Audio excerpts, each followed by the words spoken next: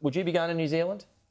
I'd love to be able to travel. I can't remember the last time I got on an international flight. Actually, I do know my passport has expired, but clearly this is a momentous day and something that the sector and these Australians have been really looking forward to. So it's great to see. No doubt about that, though. But people would be forgiven for having trepidation about going, right? I mean, you can go there, you can book your holiday, you go to Queenstown in the lead up to the ski season, then all of a sudden 2 cases emerge and it's popped again.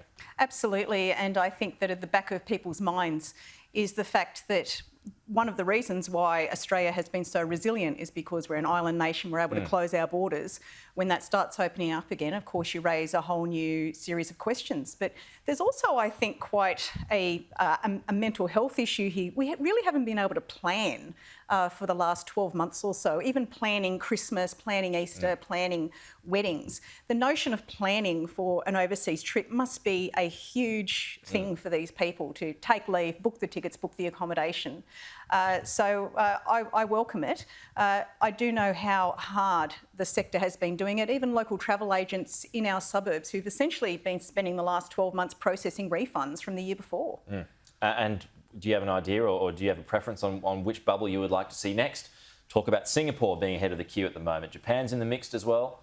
I'm just happy that we seem to be getting some normality happening. I would really prefer to see the vaccine rollout get on its feet first before I thought about doing that with my family, to be frank. And we're a long way behind on that one. Indeed. A couple of points on that. Vaccination hubs, do you see them realistically happening in the fourth quarter of this year, which has been talked about? Well, I can see the states are quite keen on it, and in New South Wales, all of them, not all of them, but certainly in New South Wales there's been those discussions. I can see that there's been commentary there. And it appears, just taking, for example, overseas examples, that appears to be the way in which that sort of critical mass is being achieved. But you have to take a step back from that, and that is the supply of the vaccines itself. So before you even start contemplating where you're going to have these centres, you need to have the supply. And what shape would you like to see these vaccination hubs take? I mean, would they be just these huge facilities where you go in there individually, or like in the US, you saw huge car parks of people not even getting out of their car and just getting a jab in their arm? Well, I'd leave this up to the experts, but all of those certainly do have the potential. And I think above all else, as the AMA has been saying, this comes down to alleviating that vaccine hesitancy that some people have at the moment. They feel that there isn't a plan, there isn't a timeline. So I think you've got to address all those things. And then from there, I think the public confidence will build. And it's just unfortunate we don't have that yet. Okay, what about home quarantine, another idea that's been floated? There's some holes in this one for obvious reasons, but do you think that's doable by the end of this year if our vaccination program can proceed as hoped? Well, I've seen some comments from some of the state premiers that this really does need to be principles-based. It needs to be secure, it needs to be robust, you need to have it formalised. So I think this is important for National Cabinet to discuss. But again, we're talking about this in the abstract without knowing what the vaccine rollout schedule is, what kind of supply we've got.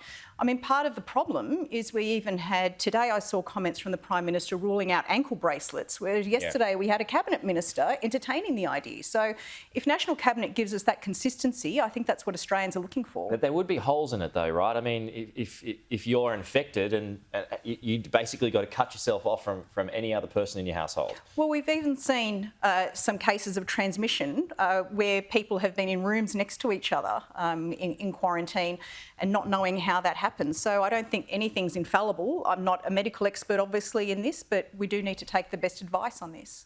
Okay, is Labor really dropping its hostility towards coal? I think Madeleine King's comments are very astute. She's a West Australian. She's one of the most articulate people on our team when it comes to the resources sector, and hence she is our resources spokesperson. And we had our national conference only in the last couple of weeks where we affirmed the importance of coal to our national energy mix. So I welcome Madeleine King's comments, and they come from, as I said, they are very astute, but they also are born out of experience and understanding that these jobs are important. They will continue to be an important export market well beyond, at least up to 2050 and beyond. So would you like to see new coal mines explored and opened? If they're proposed, then indeed, this is about jobs. And it's also important to recognise coal and the export of our minerals will continue to be in the top exports on any list for Australia. Michael McCormack, he was on the show earlier and he says he wouldn't believe this until he sees Anthony Albanese step up in an inner-city suburb and actually promise this. Do you see this happening? Well, Michael McCormack can say what he likes. He should maybe get the vaccine rollout sorted first. But it's very clear from our national platform that Labor has affirmed how important this is for working people, how important it is for regional communities in particular.